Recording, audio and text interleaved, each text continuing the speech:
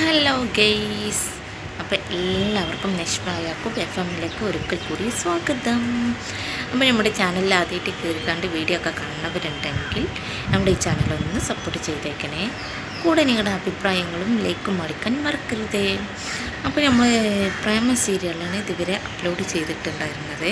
അപ്പോൾ അതിൻ്റെ ബാക്കി കണ്ടിന്യൂ ആണ് ഇന്ന് ഞാൻ ചെയ്യാൻ പോകുന്നത്. അപ്പോൾ അധ്യായം 420 ഞാൻ ചെയ്യാൻ പോകുന്നത്. അപ്പോൾ അതിൽ എന്തെല്ലാം കഥകളാണ്, എന്തൊക്കെ കഥാപാത്രങ്ങളാണ് എന്നുള്ളതൊക്കെ നമുക്ക് കേൾക്കാം. തകർത്തെറിയുന്ന ബന്ധങ്ങൾ. തെളിവുകൾ നിരത്തി. വാസുദേവന് ഒന്നും വ്യക്തമായിരുന്നില്ല, പൂർണ്ണമായും വിശ്വസിച്ചതുമില്ല. സിദ്ധാർത്ഥിൽ നിന്നും കാര്യങ്ങളെല്ലാം അറിഞ്ഞപ്പോൾ പൂർണ്ണമായും അയാൾ തകർന്നു. അതുകൊണ്ട് തന്നെ അവൾ ആയത്തിൽ നെടുവീർപ്പിട്ടു. ശരി, ഞാൻ പറയാം. ഇനിയുള്ള കാര്യങ്ങളെല്ലാം ഞാൻ പറയാം. ഉപദ്രവിക്കരുത്. ഒപ്പം അവൾ ദയനീയമായി കരയാനും തുടങ്ങി. അവളെ ആശ്വസിപ്പിക്കാനായിട്ട് ആരും മുന്നോട്ട് വന്നില്ല. പകരം അവളെ വെറുപ്പോടുകൂടിയും പകയോടുകൂടി എല്ലാവരും അവളെ നോക്കി നിന്നു. അവൾ അവളുടെ സഹോദരിയോട് വളരെയധികം അസൂയപ്പെട്ടിരുന്നു. അതിനാൽ തന്നെ അവൾക്ക് മയക്കുമരുന്ന് കൊടുത്തിരുന്നു. ആ രാത്രിയിൽ സിദ്ധാർത്ഥ് നീലിമയോട് ചെലവഴിച്ചു.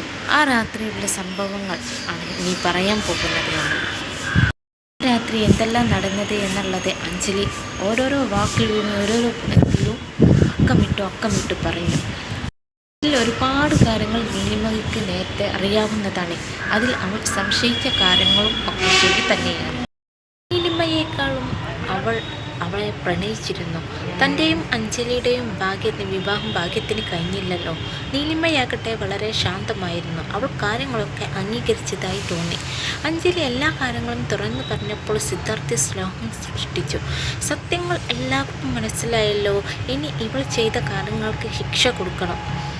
ഞാൻ തരണോ എന്ന് സിദ്ധാർത്ഥ് ചോദിച്ചു. അഞ്ജലി ഒരു നിമിഷം ഷോക്കായി. അഞ്ജലി രണ്ടുപേരോടും കൈകൂപ്പിയിട്ടുകൊണ്ട് തന്നെ പറഞ്ഞു, ഞാൻ ചെയ്തത് തെറ്റാണ്, ശരിയല്ല.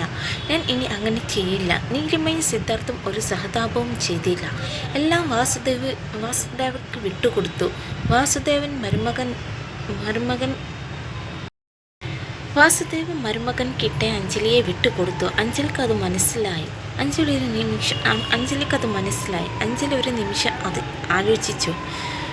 സിദ്ധാർത്ഥ് അവൾക്ക് പണിഷ്മെൻ്റ് കൊടുത്തു. 5 വർഷം കഴിയാതെ അവൾ ഇങ്ങോട്ട് വരരുത്. നാട് കടത്തി വിടണം. നീലിമയെ നാട് കടത്തിയതുപോലെ. പക്ഷെ ക്യാഷിനൊന്നും ബുദ്ധിമുട്ടുണ്ടാകില്ല. കാരണം തല നിറയെ വക്രബുദ്ധി ആണല്ലോ. ഈ വിഷയത്തിൽ ആദ്യം എന്ത് ചെയ്യണം എന്നറിയാതെ സിദ്ധാർത്ഥിനെയും നീലിമയെയും നോക്കി. സിദ്ധാർത്ഥിൻ്റെ നോട്ടം കണ്ട് ആദ്യം പറയാനുള്ളതെല്ലാം മറന്നു. അഞ്ജലിയോടുള്ള പ്രണയം ആദിക്ക് കുറഞ്ഞു വരുന്നുണ്ടെന്ന് അഞ്ജലിക്ക് തന്നെ മനസ്സിലായി. ആദ്യം അവളെ നോക്കി 2 വാക്ക് പറഞ്ഞു മുകളിൽ പോയി. ഇത് നീ ചെയ്തത് ശരിയല്ല എന്ന് ആദ്യം പറഞ്ഞ് മുകളിലേക്ക് പോയി. ഇത് കണ്ട് നിൽക്കാൻ നീലിമയ്ക്ക് തീരെ താല്പര്യം തോന്നിയില്ല. കാരണം വിദേശത്തായപ്പോൾ അശ്വിനെ കൊണ്ട് ഒരുപാട് കഷ്ടപ്പെട്ട് അപ്പോഴെല്ലാം അഞ്ജലിയോട് പ്രതികാരം ചെയ്യാൻ കഴിഞ്ഞില്ല എന്നൊരു കുറ്റബോധം അവളുടെ മനസ്സിലുണ്ടായിരുന്നു. ഇപ്പോൾ അതിനുള്ള സമയമെല്ലാം വന്നിരിക്കുന്നു. നീലിമ സിദ്ധാർത്ഥിനോട് പറഞ്ഞു, പോകാം. സിദ്ധാർത്ഥ് എഴുന്നേറ്റ്, അഞ്ജലി ചേച്ചി പോകാതെ. എന്നെ ഇവിടെ ഒറ്റയ്ക്ക് വിട്ടു പോവുകയാണോ? ഞാൻ നിങ്ങളുടെ അനിയത്തിയല്ലേ? നീലിമ പരിഹസിച്ചുകൊണ്ട് പുറകോട്ട് നോക്കാതെ മുന്നോട്ട് നടന്നു. പുറത്തിറങ്ങിയപ്പോൾ സിദ്ധാർത്ഥിനെ നോക്കി അവർ കണ്ണുകൊണ്ട് ആക്ഷൻ കാണിച്ചു. സിദ്ധാർത്ഥ് വീണ്ടും ഉള്ളിലേക്ക് തന്നെ വന്നു. അഞ്ജലി വിദേശത്ത് പോകുന്നത് വരെ ഞങ്ങളുടെ കസ്റ്റഡിയിലായിരിക്കണം, സിദ്ധാർത്ഥ് പറഞ്ഞു. നീലിമ സിദ്ധാർത്ഥി നന്ദി പറഞ്ഞു. 5 വർഷം ഞാൻ അനുഭവിച്ച വേദന ആർക്കും അറിയില്ല. ഇപ്പോൾ എന്തോ ഒന്ന് ഒഴിഞ്ഞുപോയ പോലെ ഉണ്ട്. ഞാൻ സ്വതന്ത്രനായി നിൽക്കുന്നു എന്ന് നീലിമ പറഞ്ഞു. സിദ്ധാർത്ഥിന് ആകെ ഒരു പരിഭ്രാന്തനായി.